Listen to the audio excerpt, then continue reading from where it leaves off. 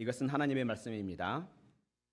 하나님의 뜻으로 말미암아 그리스도 예수의 사도된 바울은 에베소에 있는 성도들과 그리스도 예수 안에 있는 신실한 자들에게 편지하노니 하나님 우리 아버지와 주 예수 그리스도로부터 은혜와 평강이 너희에게 있을지어다.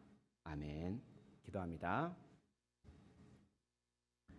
하늘에 계신 우리 아버지여, 이 시간 말씀을 전하는 제 마음속에 성령을 비추셔서 복음을 순수하게 선포하게 하시고, 또한 복음의 말씀을 듣는 원주시 장로교회 모든 성도들의 마음 가운데 성령을 비추심으로 복음의 말씀을 밝히 깨닫게 하셔서 얻은 생명 더욱더 풍성하게 하시고 강건하게 하옵소서. 그리고 생명 없는 이들에게 생명을 일으켜 주시옵소서. 이 시간 말씀 가운데 역사하시고 또한 우리의 예배를 받으실 우리 구주 예수님 이름으로 기도합니다. 아멘.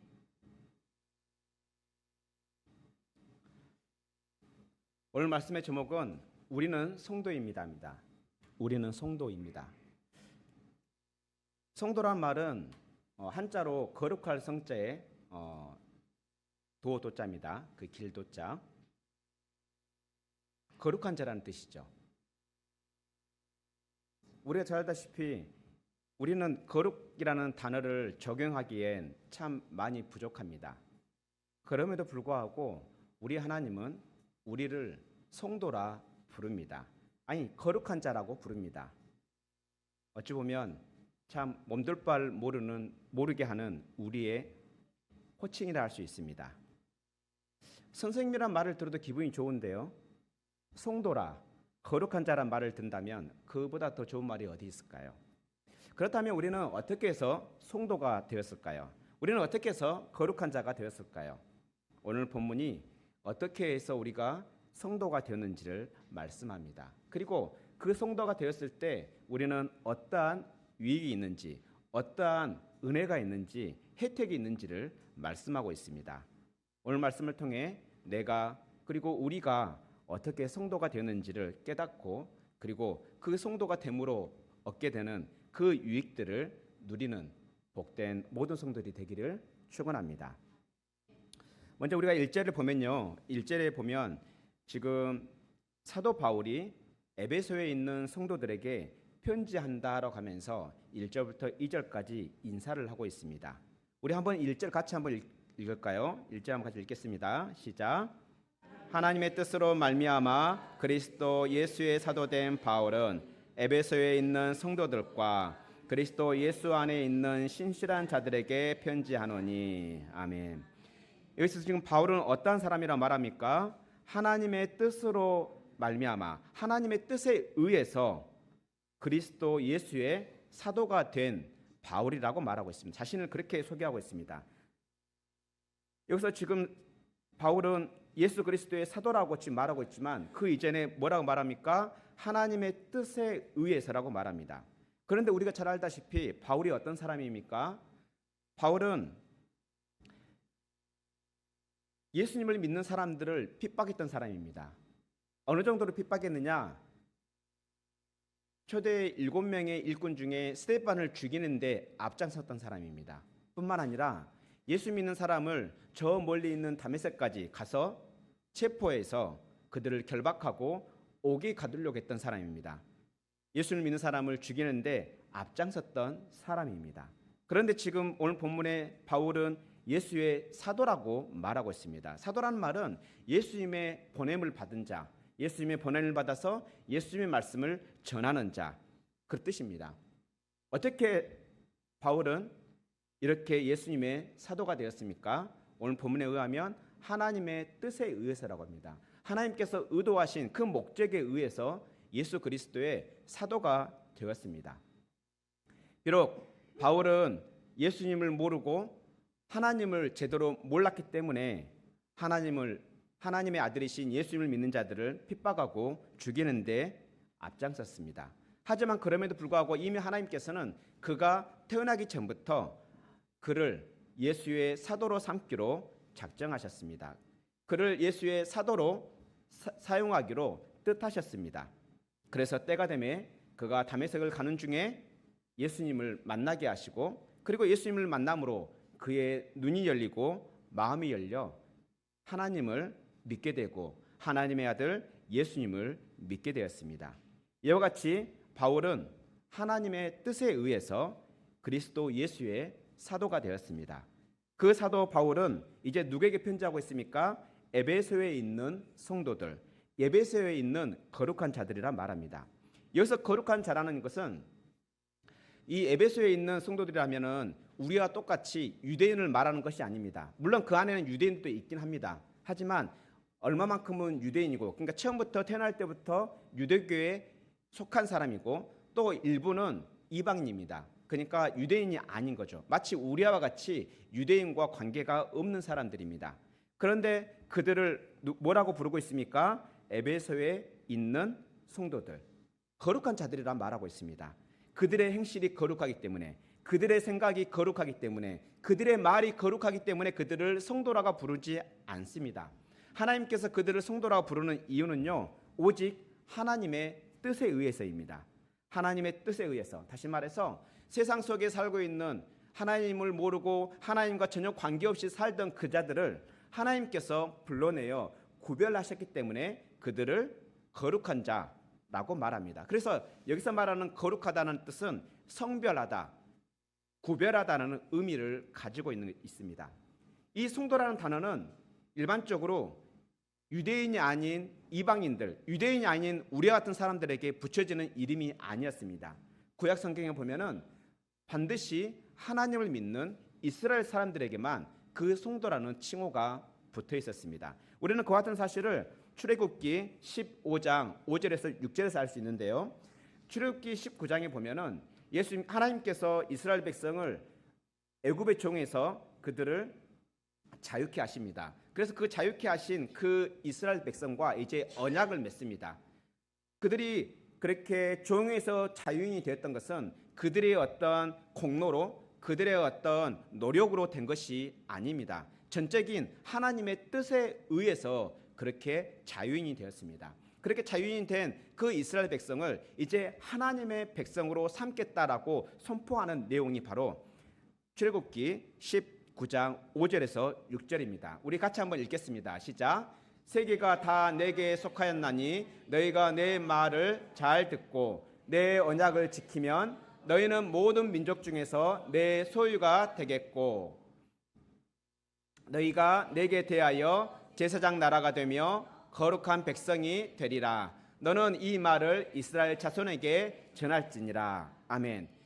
세계가 다 하나님께 속하였습니다. 그래서 그렇게 속한 그 하나님, 하나님의 은혜로 하나님의 뜻에 의해서 종이었던 그 이스라엘이 이제 자유인이 된 하나님의 백성이 된 그들에게 말하고 있습니다. 너희들이 내 언약을 지키면 너희는 모든 민족 중에서 누구의 소유가 되겠다? 예, 천지를 만드신 하나님의 소유가 되겠다는 거예요. 하나님의 소유가 된다는 말은 무엇을 의미합니까? 하나님의 철저한 보호를 받는다는 것을 의미하고 있습니다. 뿐만 아니라 그들에게 필요한 모든 것을 채워준다, 그들의 인생을 책임진다는 의미입니다. 그리고 그뿐만 아니라 그 이스라엘 백성은 그 언약을 잘 지킬 때 하나님을 향해서, 하나님에 대해서 어떤 나라? 제사장 나라. 그러니까 믿지 않는 모든 사람들을 중보하는 그러한 나라, 하나님을 믿지 않는 사람들을 하나님께 드리는 그러한 나라가 되고, 어떤 백성이 된다고요? 거룩한 백성이 된다. 거룩한 백성, 여기 이 거룩한 백성이 바로 성도를 뜻합니다. 오늘 본문에 나오는 성도와 같은 의미의 단어입니다. 이와 같이 거룩한 백성이 됩니다. 그래서 이와 같은 사실을 어떻게 하라? 모세에게 말하는 것입니다. 이 말을 이스라엘 자손에게 전하라. 왜냐하면 이것이 너희에게 복음이기 때문이다 라고 뜻입니다. 이와 같이 사도 바울은 성도가 될 수 없었던 그 에베소에 있는 사람들을 성도라 부르고 그 성도들에게 편지하고 있습니다. 오늘 본문에 성도들과라고 이야기하고 있는데, 여기 과는 영어로 말하면 and이긴 하지만 이 과는 단순히 등위 접속사가 아니라 동격 접속사로 이해할 수 있습니다. 그러니까 지금 에베소에 있는 성도들, 그러니까 곧 그리스도 예수 안에 있는 여기서 신실한이라고 번역된 이 단어는 믿고 있다라는 뜻입니다. 믿고 있는 자들. 또 신실한이로 또 물론 해석할 수 있지만 믿는 자들이라고 번역하는 게 좀 더 적당합니다. 그래서 사도 바울은 하나님의 뜻에 의해서 사도가 된 그 바울은 에베소에 있는 성도들, 즉 그리스도 예수 안에 있는 신실한 자들에게 지금 편지하고 있습니다. 이와 같이 사도 바울은 하나님의 뜻에 의해서 예수 그리스도의 사도가 되었습니다. 하나님을 모르던 자가 하나님을 전하는 자가 되었습니다. 예수님을 핍박하던 자가 예수님의 사랑을 전하는 자가 되었습니다. 뿐만 아니라 에베소에 살고 있는 그 이방인들은 예수 그리스도를 믿음으로 하나님의 뜻에 의해서 성도가 되었습니다. 하나님의 은혜로 성도가 된 것이죠. 이와 같은 사실은 우리에게도 똑같이 적용이 됩니다. 우리는 어떻습니까? 사도 바울이 자신이 자원해서 사도가 되었습니까? 아닙니다. 전적인 하나님의 뜻에 의해서 사도가 되었습니다. 하나님의 은혜로 사도가 되었습니다. 생각해 보십시오. 하나님 자신의 백성들을 핍박하는 그 바울을 사도 삼으시는 것은 어찌 보면 정말 은혜입니다. 죽이지 않는 것만으로도 다행이죠. 우리는 어떻습니까? 우리가 성도가 되기 위해서 우리가 교회에 나왔습니까? 아닙니다. 우리의 뜻은 전혀 없습니다. 오직 하나님의 뜻에 의해서 우리가 자원해서 교회에 나온 것이 아니라 하나님의 뜻에 의해서 하나님의 섭리 가운데 우리를 교회로 인도하시고 복음을 듣게 하시고 믿게 하심으로 우리도 하나님의 뜻에 의해 성도가 되었습니다. 이렇게 성도가 된 그 바울은 그 하나님의 뜻을 알 수 있었습니다. 왜냐하면 바울은 하나님의 특별한 그 은혜로 인해서 계시를 직접적으로 받았기 때문입니다. 계시를 직접적으로 받았기 때문에 그는 하나님의 뜻을 알 수가 있었습니다. 그러면 오늘날을 살아가는 우리는 하나님의 계시를 어떻게 알 수 있을까요? 오늘날 그 사도 시대처럼 하나님의 계시를 직접적으로 받을 수 있는 것은 없습니다. 왜냐하면 이미 성경이 다 완성이 되었기 때문에 하나님께서 우리에게 이제 하시고자 하시는 그 중요한 말씀들이 이미 성경에 다 기록되었기 때문에 이제 더 이상 우리에게 직통 계시 같은 것은 없습니다. 하지만 그럼에도 불구하고 우리는 하나님의 뜻을 알아야 합니다. 하나님의 뜻을 하나님께서 계시하신 그 목적, 그 뜻을 알아야 합니다. 그렇다면 우리는 어떻게 하나님의 뜻을 알 수 있을까요? 우리는 로마서 2장 18절에서 하나님의 뜻을 어떻게 알 수 있는지 알 수 있는데요. 우리 같이 한번 로마서 2장 18절을 읽겠습니다. 시작. 지극히 선한 것을 분간하며 아멘. 율법의 교훈을 받아 하나님의 뜻을 알 수 있다 합니다. 지극히 선한 것을 분간할 수 있다 합니다.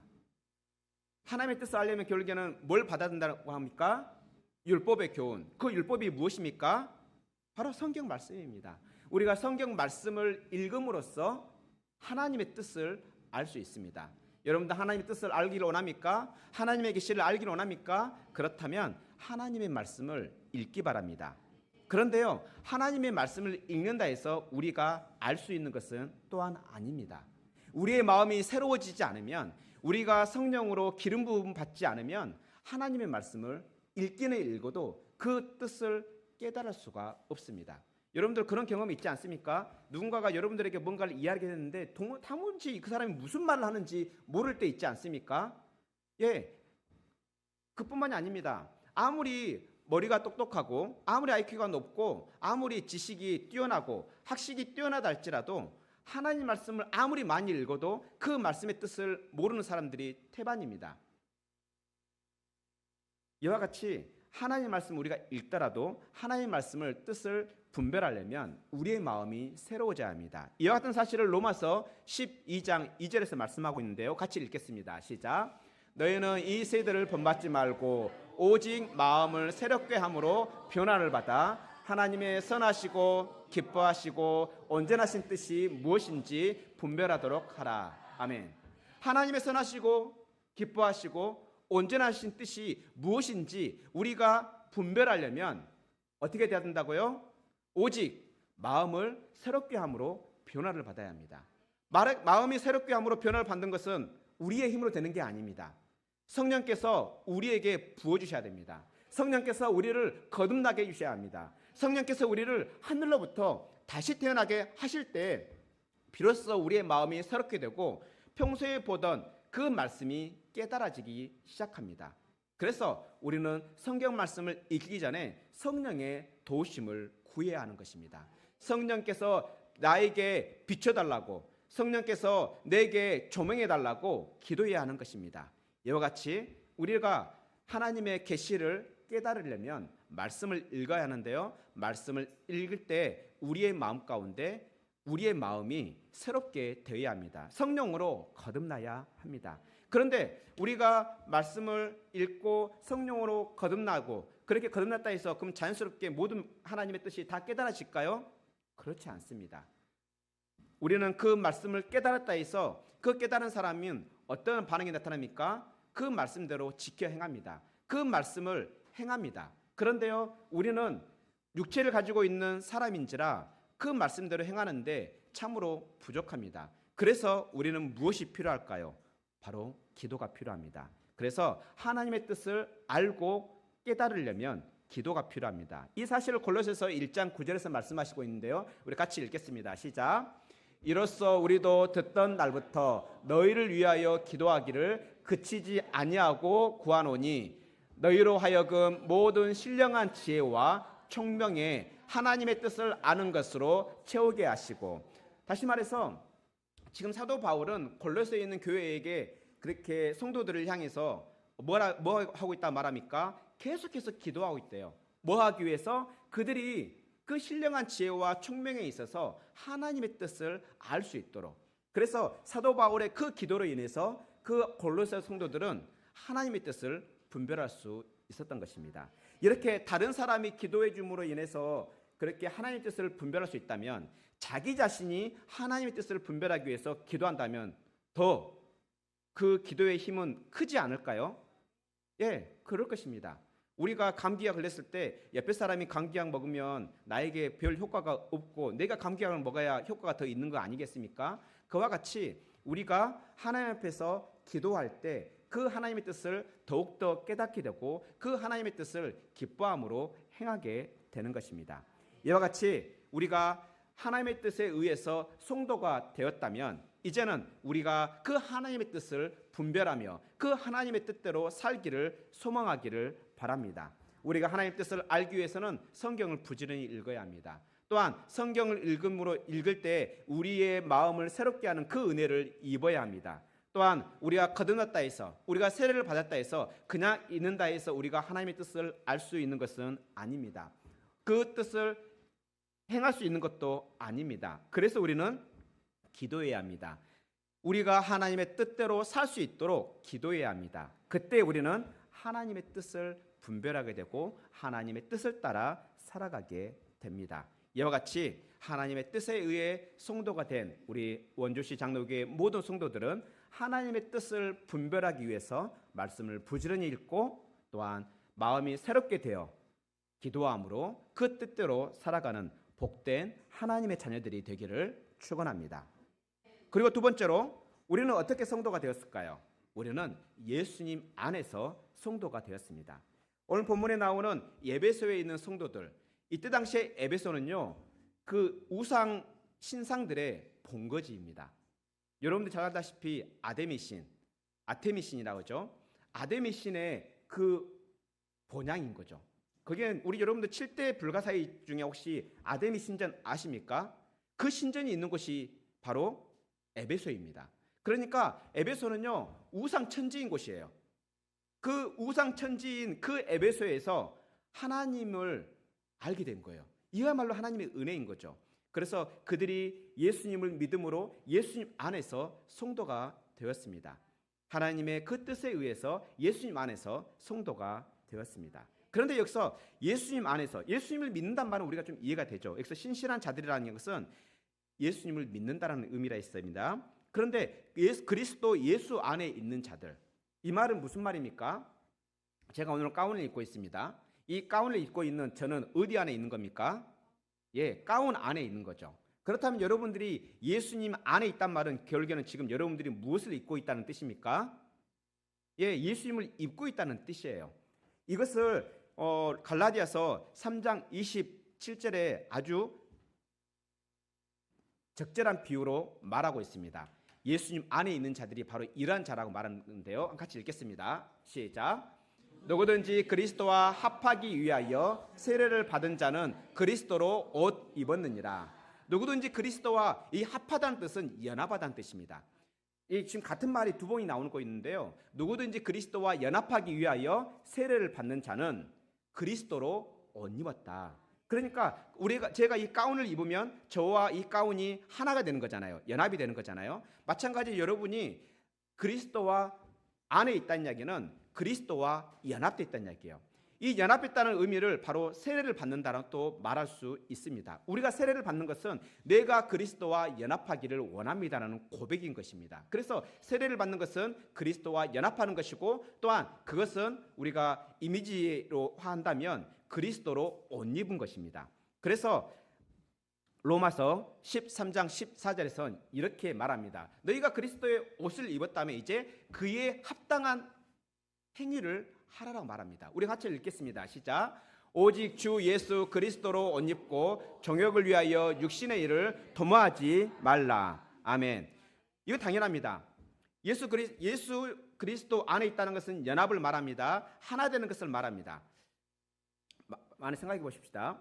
여러분들 혹시 그런 경험 다 있지 않습니까? 여러분들 이렇게 참 비싼 그러한 좀 귀티나는 옷을 사서 입었다 칩시다. 그 옷을 입고 여러분들 아무데나 앉습니까? 아무 일이나 막 합니까? 예를 들어서 막노동 하던 사람이 정말 멋있는 한 500만 원짜리 옷을 입었는데 그 옷 입고 막노동 할까요? 막 옷에 때문에 일들을 할까요? 결코 더러운 일 안 할 겁니다. 더러운 일을 하려고 그러면 어떻게 할까요? 옷을 벗든지 그러겠죠. 그런데요, 우리가 입은 옷은 예수 그리스도입니다. 예수 그리스도가 누구십니까? 하나님이 아닙니까? 우리가 세상 그 어떤 누구보다도 고귀하시고 또 거룩하시고 또한 찬란한 그 하나님을 입었다는 것은 우리가 500만 원이 1000만 원이 그 옷과는 비교도 할 수 없는 엄청난 고귀한 옷입니다.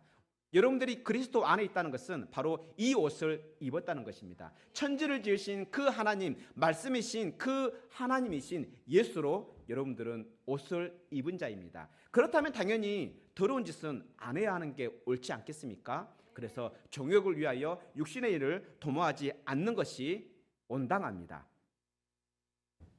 그래서 우리는 예수님 안에서 성도가 되었기 때문에 예수님을 옷 입은 자로서 그에 합당한 행위를 해야 합니다.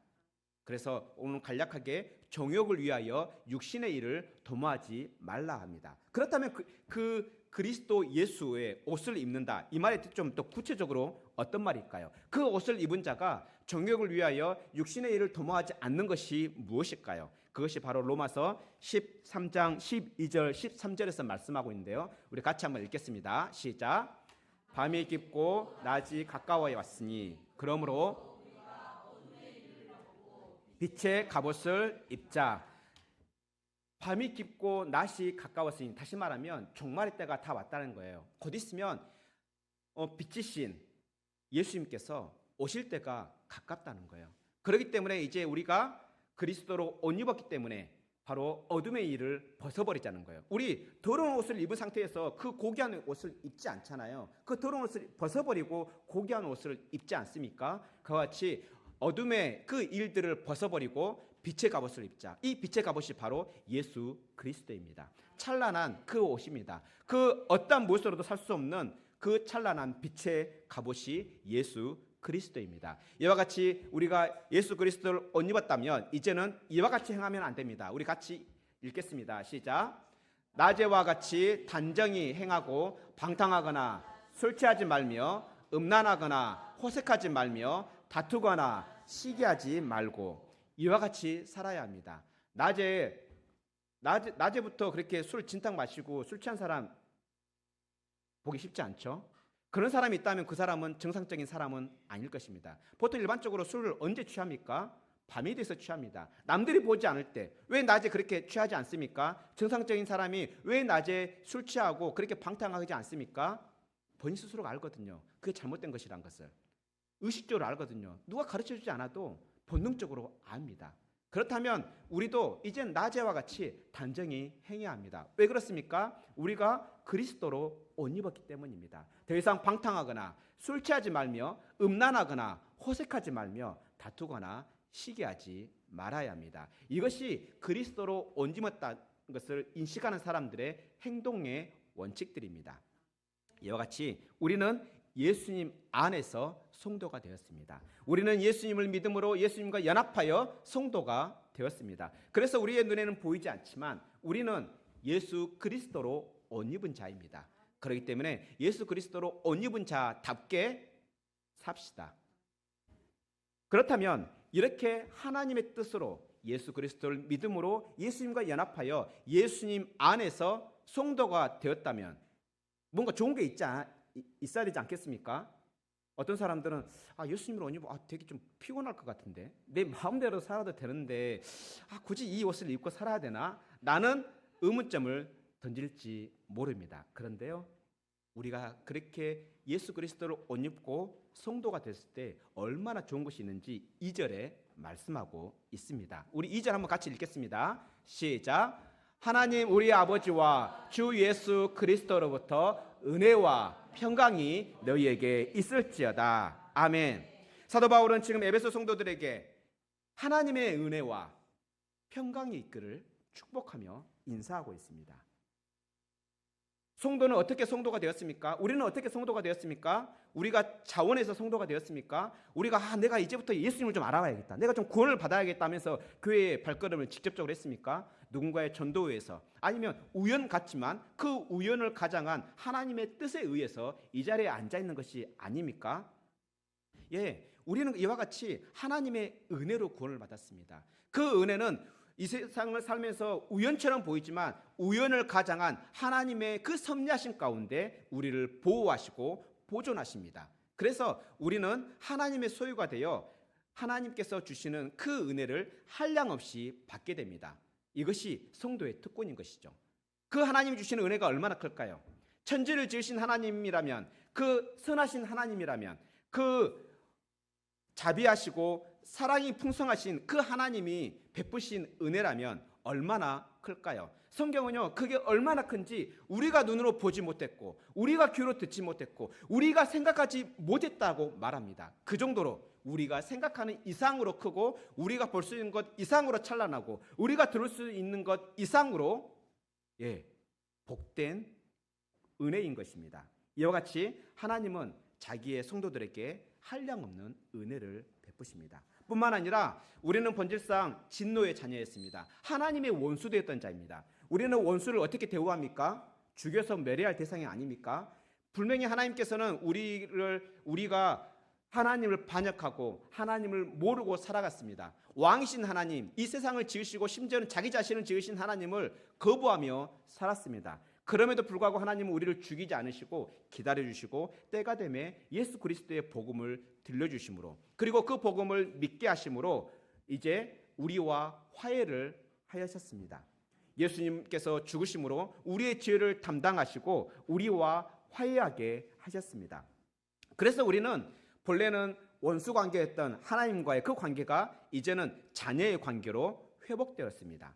그래서 우리는 하나님과의 평강을 누리게 됩니다. 뿐만 아니라 내 주변에 있는 이웃들과 항상 각을 세우고 대립하고 의견 충돌하던 그러한 우리가 복음을 믿을 때 우리의 마음이 변화되고 새롭게 되어서 이제는 그 이웃을 사랑하게 되고 그 이웃과 평강을 누리게 됩니다. 이와 같이 성도는 하나님의 은혜로 구원을 받고 또한 살아가며 보호하심과 그리고 다스리심을 받을 뿐만 아니라 하나님과 이웃 간의 그 평강을 누리게 됩니다. 이것이 하나님의 성도가 된 그 성도들이 누리는 혜택입니다. 그렇다면 얼마든지 우리가 그리스도의 옷을 입고 우리가 생활할 만할 것입니다. 그 다름 아닌 천지를 지으신 하나님으로부터 무한한 은혜를 받고 또한 우리 마음속에 없었던 그 평안이 임함으로 인하여 우리의 그 시끄러웠던 마음속이 잠잠해지고 또한 주변에 시끄러웠던 모든 관계들이 이제 잠잠해지는, 그래서 우리가 그 평강 가운데 하나님의 그 은혜를 누리게 되는 것입니다. 그렇다면 우리 모두 우리를 구원하신 하나님의 은혜에 감사합시다. 또한 우리를 하나님과 화평하게 하신 예수 그리스도의 그 평강에 감사합시다. 우리에게 임한 그 평강으로 인해서 우리뿐만 아니라 주변의 사람들에게도 또한 그 평강의 복음을 전합시다. 그래서 사람들과의 그 관계가 평강할 수 있도록 기도합시다. 말씀을 정리하려 합니다. 우리는 어떻게 성도가 되었는지, 그리고 성도가 되면 어떠한 혜택을 받는지 말씀을 통해 살펴보았습니다. 우리는 하나님의 뜻에 의하여 그리스도 안에서 예수 그리스도를 믿음으로 성도가 되었습니다. 그래서 우리는 은혜 받을 자격 없는 우리는 한량없는 은혜를 받고, 우리 마음 가운데 평강이 없던 우리는 하나님의 그 놀라운 평강이 임하게 됩니다. 그렇다면 이 받은 은혜와 평강을 힘입어서 성도답게 세상을 살아냅시다. 우리의 눈에는 보이지 않지만 우리는 그리스도로 옷 입은 자들입니다. 그 어떤 옷과 비교할 수 없는 고귀하고 찬란한 거룩한 옷을 입은 자들입니다. 그래서 하나님은 우리를 성도라 부른 것입니다. 거룩하신 예수님으로 옷 입었기 때문에 하나님께서는 비록 우리 안에 선한 것이 하나도 없지만 그럼에도 불구하고 예수 그리스도를 보시고 우리를 거룩한 자라, 성도라 부르고 있는 것입니다. 그렇다면 우리가 그 은혜와 평강에 힘입어서 하나님 아버지께서 우리에게 한량없이 부어주시는 은혜와 평강에 힘입어서 이 땅을 성도답게 거룩한 자답게 세상을 살아냅시다. 이렇게 살아내는 복된 원주시 장로교회 모든 성도들이 되기를 축원합니다. 기도하겠습니다. 하늘에 계신 우리 아버지여, 본질상 진노의 자녀였던 우리를 하나님의 은혜로 하나님의 자녀 삼아 주셔서 감사합니다. 영적으로 죽었던 우리를 예수님 안에서 우리를 살려주신 성령님 감사합니다. 하나님과 원수되었던 우리를 위해 십자가로 하나님과 화목하게 하신 예수님 감사합니다. 성령님, 우리가 하나님의 뜻을 모두 알 수 없더라도 부지런히 말씀을 읽고 기도함으로 하나님의 선하시고 기뻐하시고 온전하신 뜻이 무엇인지 깨달을 수 있도록 우리를 도와주시옵소서. 그래서 그 깨달은 말씀을 따라 성도답게 살게 하옵소서. 복음의 말씀을 믿음으로 우리가 하나님 예수님과 연합된 자라는 그 사실을 늘 기억하게 하셔서 하늘의 것을 구하는 성도들이 되게 하소서. 하나님의 뜻을 따라 예수님 안에 있는 우리에게 하나님 아버지의 은혜와 평강이 있음을 깨닫게 하시고 하나님 아버지께서 주시는 그 은혜와 평강에 힘입어 이 땅을 살아내게 하소서. 우리 구주 예수 그리스도의 이름을 의지하여 기도합니다. 아멘.